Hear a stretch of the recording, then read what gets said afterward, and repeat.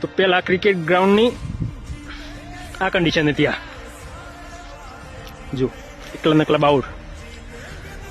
તો ગામના ક્રિકેટ રસિયા યુવાનો બધા જે હતા એમને 1500-2000 રૂપિયા ફાળો કરીને આશરે 30 થી 35 યુવાનો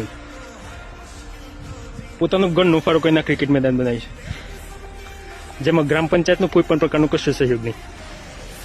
આ ગામડી ગામમાં પંચાયત દ્વારા કોઈ પણ મેદાન અમે રજૂઆત કરી કે થાકે ભાઈ ક્રિકેટનું મેદાન બની આપો. ભરતીના સમયે જે યુવાનો રનિંગ માટે કે ફિઝિકલ તૈયારી કરવા માટે જે મેદાનની જરૂર છે ને એ મેદાન તમે યોગ્ય જગ્યાએ બની આપો. પણ નો રિસ્પોન્સ. આપણા ગામમાં ફંડ નથી, કોઈ ફાળો નથી કે ગ્રાન્ટ નથી. આ રીતના વાહિયાત જવાબ આપતા હશે તો બીજા ગામોમાં કઈ રીતે ગ્રાન્ટ પાસ થઈ જતી?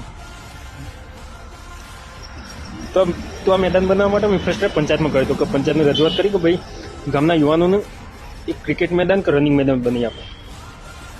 પણ એમને કોઈ પણ પ્રકારનો અમારો વાતની કોઈ ચિંતા લીધી એટલે અમે ગામના યુવાનો દ્વારા પોતાના સ્વખર્ચે ફાળો ઉઘરાઈને ખર્ચો કરીને મેદાન તૈયાર કર્યું છે, જેમાં પંચાયતનો કોઈ પણ પ્રકારનો કશો સહયોગ નથી.